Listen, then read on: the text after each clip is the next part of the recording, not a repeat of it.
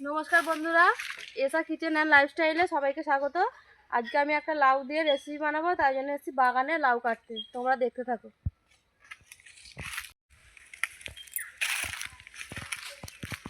বাগানে লাউ গাছ হয়েছে, লাউ গাছে লাউও হয়েছে অনেক, ছোট বড় অনেক লাউ আছে।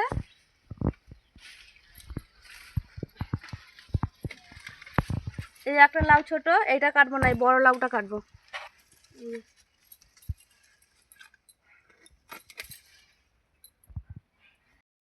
এই লাউটা দিয়ে আজকে আমি লাউয়ের বড়া বানাবো।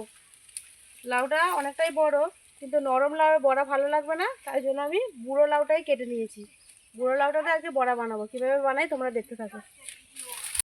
লাউটা ভালো করে ধুয়ে নিয়েছি, এবার আমি কেটে নেব, তোমরা দেখতে থাকো। গুঁড়ো করে নিয়েছি, এবার খোলাটা ছাড়িয়ে নেব, নিয়ে চাঁচবো, চেঁচে নেবো চাঁচা মেশিন দিয়ে। লাউটাকে এরকম চাঁচা মেশিন দিয়ে চেঁচে নেব।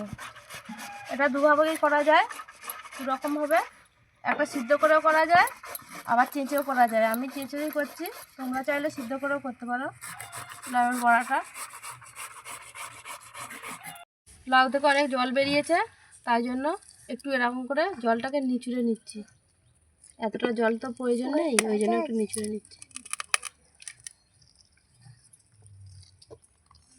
লাউটা থেকে এতটা জল বেরিয়েছে, এতটা জল তো আমার প্রয়োজন নেই, তাই এই জলটা আমি ফেলে দেবো, দিয়ে এইটাতেই ময়দা দিয়ে মাখাবো।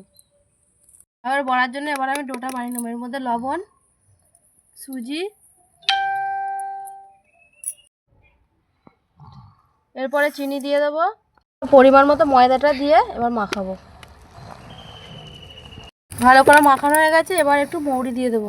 তোমরা চাইলে কালো জিরে দিতে পারো। কড়া গরম হয়ে গেছে, তেল দিয়ে তেলটা গরম করে নেব। তেল গরম হয়ে গেছে, এবার বড়ার আকারে আমি ভেজে নেবো এগুলো একটা একটা করে দিয়ে।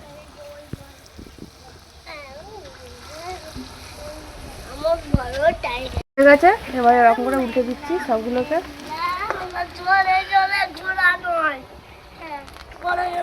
এরকম কালার এসে গেলে তুলে নেবো। এরকম ভাজা ভাজা হয়ে গেছে, এবার তুলে নেবো।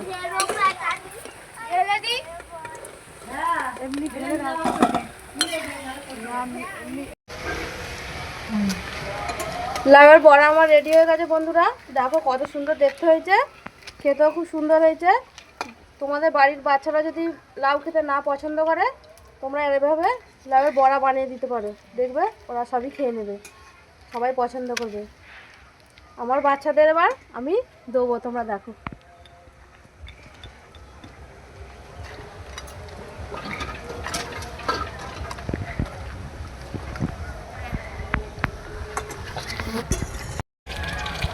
খুব সুন্দর খেতে আছে বন্ধুরা। মরিগুলো যখন গালে পড়ছে আরো বেশি ভালো লাগছে। তোমরাও বাড়িতে বানিয়ে খাবে। যদি ভালো লাগে লাইক শেয়ার কমেন্ট করো। হরে কৃষ্ণ।